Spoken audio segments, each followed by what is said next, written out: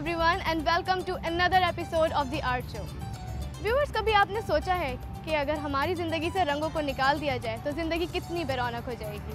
जी हाँ, इंसान की ज़िंदगी में रंगों के बिना कुछ भी नहीं, और हम अपने इस आर्ट शो के ज़रिए आपको कलर्स के और नज़दीक ले जाते हैं।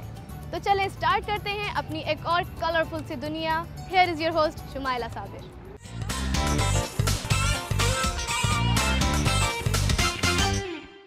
व्यूअर्स, आज जिस आर्टिस्ट से हम आपको मिलवा रहे हैं उनके आर्ट के कई पहलू हैं।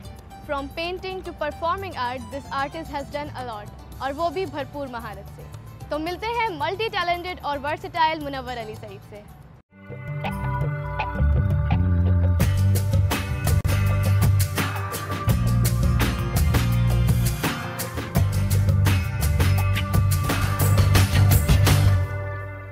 Uh, 1993 में मैं हैदराबाद से मेरा ताल्लुक़ है और मैं हैदराबाद में अपनी इब्तदाई तालीम हासिल कर रहा था।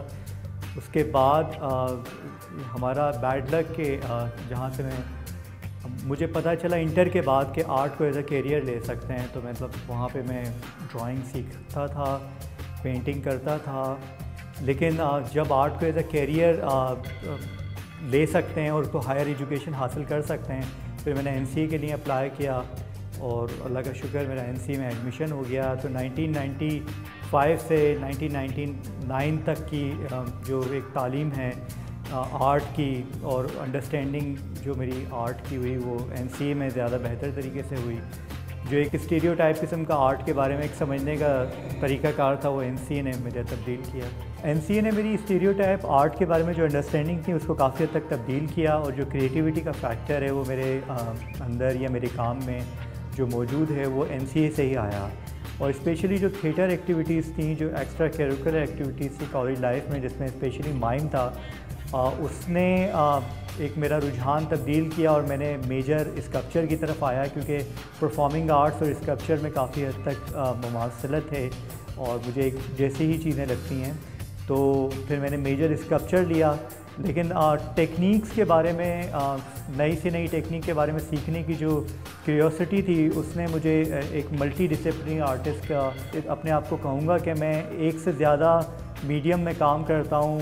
पेपर हो गया, क्ले हो गई, मेटल हो गया, क्योंकि होता है कि हमें अपने मुल्क के अंदर जो स्कल्पटर हैं वो किसी एक मीडियम के साथ बहुत ज़्यादा काम करते हुए नज़र आते हैं, लेकिन मेरे काम के अंदर आपको बहुत ज़्यादा मीडियम्स नज़र आएंगे जो डिफरेंट टाइम्स के अंदर, डिफरेंट वक्त के अंदर मैं मुख्तलिफ जो मीडियम्स हैं उसमें काम करता रहा हूँ। तो इसलिए मैं मल्टी डिसिप्लिनरी आर्टिस्ट अपने आप को कहलाना ज़्यादा पसंद करता हूँ।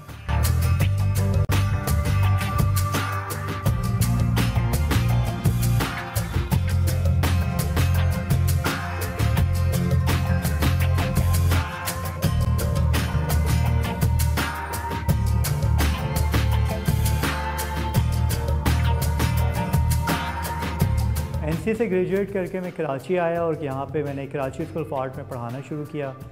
और क्योंकि स्कल्पचर के हवाले से यहाँ सर्वाइव करना थोड़ा सा मुश्किल होता है, क्योंकि जो आर्ट कलेक्टर हैं वो टू डायमेंशनल आर्ट के ऊपर ज़्यादा फोकस करते हैं और उसी को ज़्यादा ख़रीदते हैं, अपने कलेक्शन में टू डायमेंशनल आर्ट को करते हैं। स्कल्पचर का रुझान थोड़ा सा कम है। लेकिन माशाल्लाह 10 साल के इस अरसे में पढ़ाने के साथ साथ एज एन आर्टिस्ट बहुत ज़्यादा एग्ज़िबिशंस की, इंटरनेशनल आर्टिस्ट रेजिडेंसीज़ की, वर्कशॉप्स किए। उसने और काम को बेहतर तरीके से समझ में आने लगा है कि जो आर्ट का एक्सप्रेशन है वो कितना वैरायटी रखता है, किस किस तरीके से आप काम कर सकते हैं, चाहे वो आप स्कल्पचर में कर रहे हैं या किसी भी मीडियम में कर रहे हैं। कराची स्कूल ऑफ आर्ट के बाद फिर यहाँ के कराची के जितने भी बड़े आर्ट इंस्टीट्यूट हैं उन सब में पढ़ाने का तजुर्बा रहा। नए से नए स्टूडेंट के साथ वक्त गुजारना और मतलब अपनी जो भी क्रिएटिव एबिलिटीज़ हैं वो ट्रांसफ़र करने की कोशिश करना। और माशाल्लाह अब 10 साल बाद उन्हीं सारे स्टूडेंट्स को एज एन आर्टिस्ट आप अपने इर्द गिर्द देखते हैं, तो मेरा ख्याल है वो बहुत बड़ी खुशी का एलिमेंट होता है। Indus valley school of art and architecture, Karachi university, textile institute of Pakistan, इन सब इदारों में पढ़ाने का तजुर्बा रहा। इसके अलावा कई ग्रुप शोज़ किए हैं, इंटरनेशनल आर्टिस्ट रेजिडेंसीज़ किए हैं, वर्कशॉप्स किए हैं। तो ये सारे मेरे करियर में मतलब कुछ ऐसी अचीवमेंट हैं जिसने मुझे आर्ट की अंडरस्टैंडिंग को बहुत बेहतर तरीके से समझने का मौका दिया है।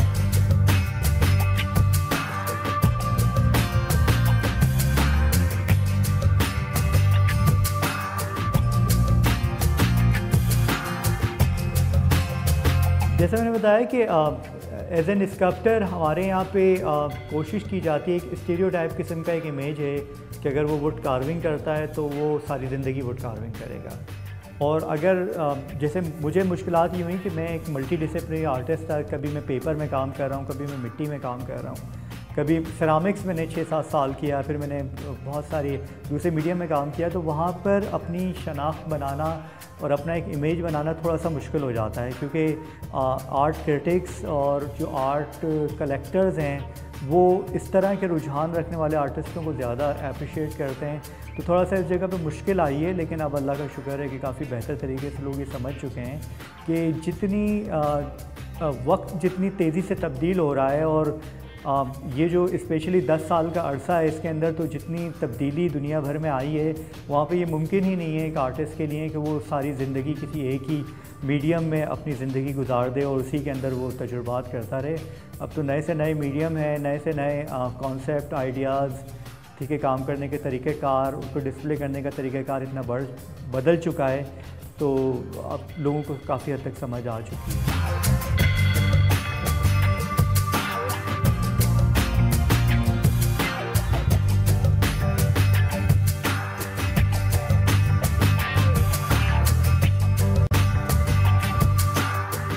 मेरा काम ज़्यादातर जो है सोशो पॉलिटिकल या सोशो रिलीजियस इश्यूज़ को बेस करता है, और वही है कि जो कुछ जिस वक्त के अंदर हम अपना ज़िंदगी के लम्हे गुजार रहे होते हैं और वो इन्फॉर्मेशन जो हमें मीडिया के थ्रू या अपने इर्द गिर्द जो हमारा देखने का तजुर्बा होता है उसके थ्रू जो कुछ भी हम देखते हैं, उन तजुर्बात को अपने काम के अंदर लाने की कोशिश करता हूँ। और सबसे ज़्यादा जो पॉलिटिकल बेस इश्यूज़ हैं जो कि हमारे आम आदमी या हम जैसे लोग बहुत ज़्यादा मुतासर होते हैं उन इश्यूज़ से, वो मेरे काम में सबसे ज़्यादा आपको नज़र आएंगे।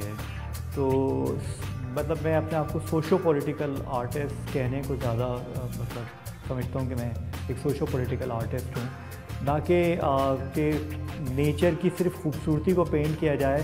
मुझे लगता है अपने इर्द गिर्द इतने मसाइल हैं और इतने इश्यूज़ हैं, उन पे काम करना मेरी अव्वलीन तरजीह होती है। और जो बहुत ज़्यादा इफ़ेक्टेड होते हैं, जैसे पिछले 3-4 साल से काम मीडिया के रिएक्शंस के ऊपर है, एक मीडिया जो हाइप क्रिएट हुई है और उसके थ्रू, और जैसे मेरी एक ओवरलोडेड सीरीज़ थी, वो जिस तरह से लोग मीडिया में जो कुछ भी वो वायलेंस में देख रहे होते हैं और इस तरह की इमेजेस और इस तरह की न्यूज़ उसके ऊपर बेस करता था। इस तरह की मिसाइल नुमा फिगर्स बनाई गई थी जिनकी आधी बॉडी मिसाइल थी और आधी बॉडी बॉम्ब्स की तरह थी, और आधी बॉडी उनकी जो जिस्म थे वो ह्यूमन बॉडी और इन चीज़ों के मिलाप से बने हुए थे। मुझे लगता है ये सारे इश्यूज़ हैं जिससे हमारे यहाँ का एक आम आदमी बहुत ज़्यादा मुतासर होता है, और उनकी सोच की जो तब्दीली है जो कि बड़ी ख़तरनाक हद तक मेरी नज़र में बहुत सही नहीं है, तो वो उस तरह के काम को मैंने ज़्यादा अपने काम किया है मैंने। ये जो एक शुरू से रुझान था कि नए से नए मीडियम्स स्कल्पचर में सीखे जाएं, उसने मुझे बहुत मदद की है हर इस तरह के कॉन्सेप्ट में। जैसे पहले मैं सोचता हूँ कि इस चीज़ पे काम करना है तो मैं उससे सूटेबल मटेरियल तलाश करता हूँ। 6-7 साल तक मैंने क्ले में काम किया, मैंने ग्लेजिंग और मैंने clay bodies, high temperature, reduction, oxidation, इस तरह के तजुर्बात करता रहा। लेकिन अब मुझे क्ले में काम करने का कोई ज़्यादा मज़ा नहीं आता। अब मुझे जैसे मैं अब कभी कभी अपने आर्ट को आर्ट थेरेपी के तौर पे भी देखता हूँ। जैसे मुझे लगता है जब मुझमें बहुत ज़्यादा गुस्सा उसकी शिद्दत का इजाफा ज़्यादा हो जाता है तो मैं कार्विंग को ज़्यादा बेहतर अपने लिए समझता हूँ एज अ मीडियम, कि अगर मैं किसी फॉर्म के अंदर कार्विंग करूँगा और उसके अंदर किसी चीज़ में चिप ऑफ करके मैं फॉर्म निकालूँगा, तो मुझे लगता है कि ये मेरी अपनी थेरेपी भी होगी और मैं उस बेहतर तरीके से अपनी बात को कह सकता हूँ। लेकिन कुछ ऐसी चीज़ें होती हैं जहाँ मैं बहुत रिलैक्स होकर काम करना चाहता हूँ, तो वो एडिटिव मेथड्स होते हैं जिसमें क्ले में काम करना हो गया या ड्राइंग करना हो गया या रिपीटिशन के साथ कोई अल्फ़ाबेट्स लेके उनको रिपीट कर करके पूरी फॉर्म बनाना। जैसे आजकल मैं जो टूथपिक्स हैं उनके साथ एक एक तिनके को जोड़ के फॉर्म्स बना रहा हूँ। तो मुझे लगता है कि मुख्तलिफ़ जो मेरी पर्सनालिटी के एटीट्यूड्स हैं उसके अंदर मुख्तलिफ़ मीडियम मुझे बड़े हेल्प करते हैं उस वक्त में वो काम करने में।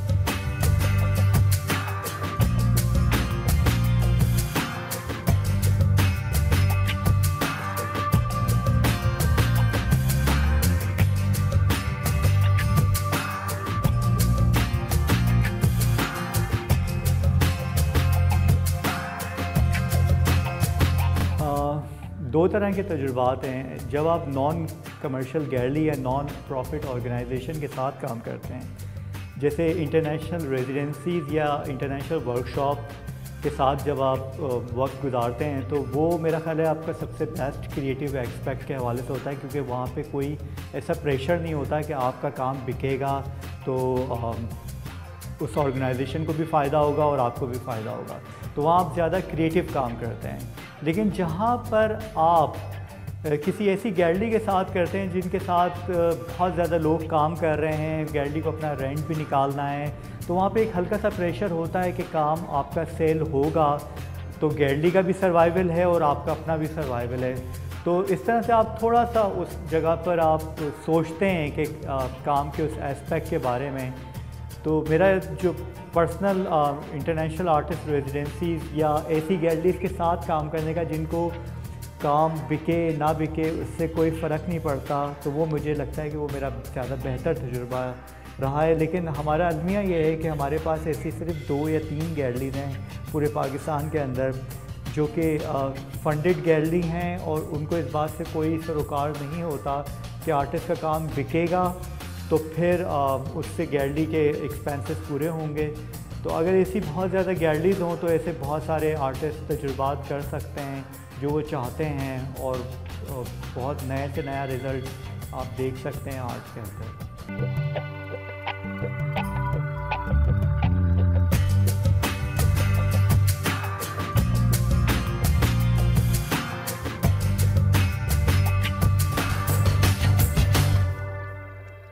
आर्ट एजुकेशन का जो मेरा अपना तजुर्बा है उसमें मैंने 2 मुख्तलिफ़ तरह की क्लासेस को जो पढ़ाने का एक तजुर्बा रहा है। जैसे मैं कराची स्कूल ऑफ आर्ट या कराची यूनिवर्सिटी में पढ़ाना और इंडस वैली में पढ़ाना, ये 2 मुख्तलिफ़ तजुर्बात होते हैं। आर्टिस्ट दोनों जगह बहुत डिवोशन के साथ काम करते हैं, लेकिन आपको सबसे ज़्यादा काम करते हुए वो स्टूडेंट नज़र आते हैं जो मिडिल क्लास से बिलोंग करते हैं, क्योंकि उनको एक तो अपनी लाइफ को बेहतर करना होता है, और चाहे वो आर्ट से करें या किसी भी और आर्ट एजुकेशन के किसी भी और डिपार्टमेंट से करें। तो मुझे अपने इस पूरे अरसे के अंदर जो आर्टिस्ट सबसे ज़्यादा नज़र आते हैं वो वही हैं जो मैंने कराची स्कूल ऑफ आर्ट या कराची यूनिवर्सिटी में स्टूडेंट को पढ़ाया है। वो आपको ज़्यादा अपने आर्ट कैरियर में अपने साथ as an artist, contemporary artist के तौर पर नज़र आते हैं। जिस तरीक़ेकार से हमने पढ़ा था और हम जिस तरीक़ेकार से पढ़ा रहे हैं उसमें काफ़ी हद तक टेक्नोलॉजी का जो इस्तेमाल है वो बहुत ज़्यादा हो चुका है। चाहे वो मल्टीमीडिया प्रोजेक्शन हो या इंटरनेट, मेरा ख़्याल है कि सबसे बड़ा रिसोर्सेज बन चुका है आर्ट स्टूडेंट का। लाइब्रेरी का वो रुझान नहीं रहा। गूगल अब मुझे लगता है कि दुनिया की सबसे बड़ी लाइब्रेरी बन चुकी है स्टूडेंट्स के लिए। तो इस जगह पे बहुत ज़्यादा ऐसे मसाइल होने लगे हैं कि विजुअली स्टूडेंट उस तरीक़ेकार को नहीं देखते। बुनियादी फ़र्क ये नज़र आने लगा है कि पहले स्टूडेंट अपने तजुर्बात की बेस पे ज़्यादा काम करते थे, अब वो गूगल या दूसरी चीज़ों से दुनिया में जो कुछ भी हो रहा है उसको देखकर उसके तजुर्बात की बेस पे ज़्यादा काम कर रहे होते हैं, जो कि थोड़ा सा गलत है। ये एक बहुत बुनियादी फ़र्क नज़र आया है अपनी आर्ट एजुकेशन के पढ़ाने के अमल में।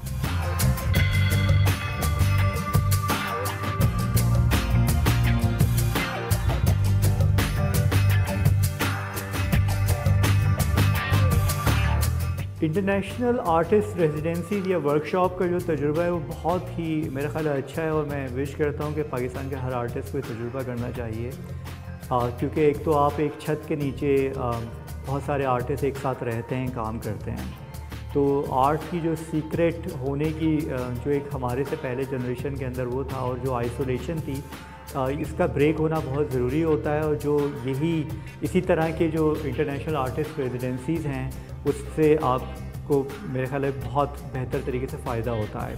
आई विश कि हर आर्टिस्ट हमारे मुल्क का ये तजुर्बा करे और इंटरनेशनल आर्टिस्ट रेजिडेंसी या वर्कशॉप में कुछ अरसे के लिए जाए, और जो सीक्रेट आर्ट की हमारे यहाँ पे एक तसव्वुर था कि आप एक ही कमरे के अंदर आइसोलेशन में रह के काम प्रोड्यूस करते थे, उसका तसव्वुर इससे बिल्कुल टूटता है, और आप अपने काम, अपने आइडियाज़ और अपनी लाइफ को शेयर करते हैं किसी और आर्टिस्ट, किसी और मुल्क के आर्टिस्ट के साथ, और आपको ये पता चलता है कि आप कहाँ पे स्टैंड करते हैं, और आप और आपके मुल्क का आर्ट, आपका आर्ट कहाँ पे स्टैंड करता है। तो सबसे बेहतरीन बात ये होती है। दूसरी बात ये होती है कि हम अपनी रोज़मर्रा की लाइफ में कभी भी आर्ट को जज नहीं कर पाते हैं, तो सबसे ज़्यादा बेहतरीन चीज़ होती है कि आप उस लाइफ से निकलते हैं, उसको ब्रेक करते हैं और दूसरे आर्टिस्टों के साथ जाके अपना आर्ट शेयर करते हैं। तो मुझे लगता है ये क्रिटिकली और आपके लिए बहुत ही हेल्दी होता है। तो मुझ में जो ग्रोथ आई है उसमें इस इंटरनेशनल आर्टिस्ट रेजिडेंसीज़ और वर्कशॉप का बड़ा कंट्रीब्यूशन है।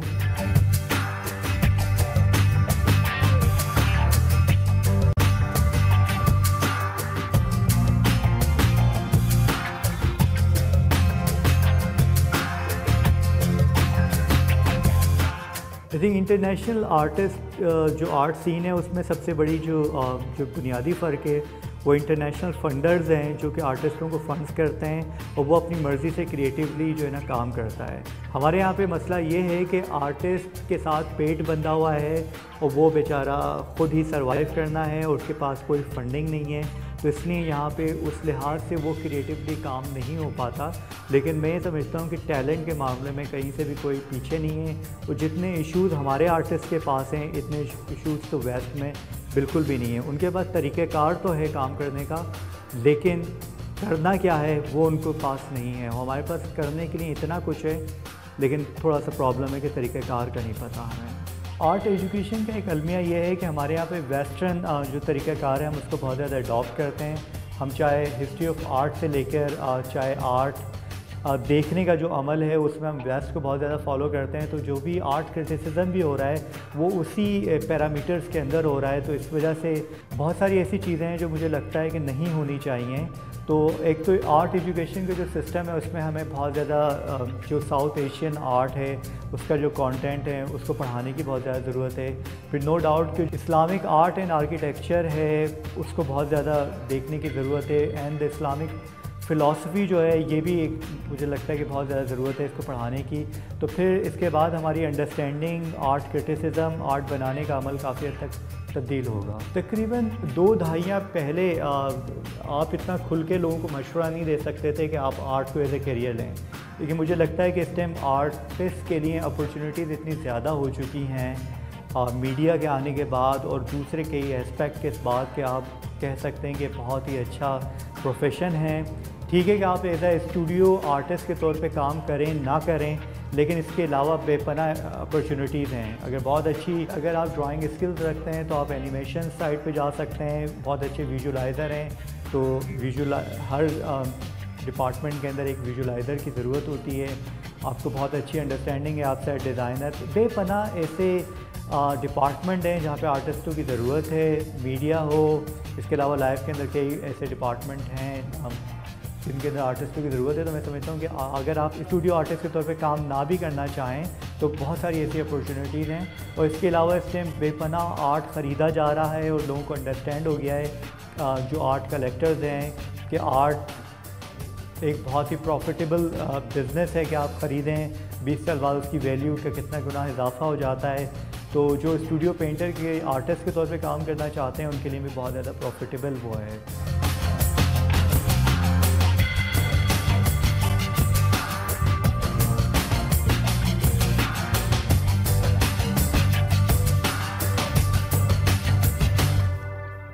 और मैंने कहीं ये बात पढ़ी थी कि वेस्ट के पास लिखने का बेहतरीन तरीका मौजूद है लेकिन उनके पास इश्यूज़ नहीं हैं। तो मुझे लगता है हमारे मुल्क के अंदर इतने इश्यूज़ हैं कि उन पे आर्टिस्टों को बात कहनी चाहिए और कुछ इस तरीके से लोगों तक वो बात पहुंचानी चाहिए कि लोग वो विजुअल एक्सपीरियंस ज़रूर करें। हमारी सोसाइटी में, हमारे मुल्क के अंदर इतने इश्यूज़ हैं कि मुझे लगता है कि आर्टिस्टों को इस पर ज़रूर काम करना चाहिए, क्योंकि आप जब ये कहते हैं कि आप बहुत सेंसिटिव हैं, और मुझे बड़ी हैरानगी होती है कि आर्टिस्ट जो इतना सेंसिटिव कहलाता है और फिर वो इतना कुछ जो हमारे मुल्क के अंदर हो रहा है उस पर क्यों नहीं कुछ बात कहता। तो आर्टिस्ट की ज़िम्मेदारी है, आजकल के जितने भी आर्टिस्ट हैं, कि वो अपने पेट के अलावा और भी चीज़ों के बारे में सोचें, वो कुछ करें, चाहे वो इज्तिमाई तौर पे कुछ करें। तो बेहतरीन तरीके से यहाँ पे आपको रिज़ल्ट नज़र आएंगे।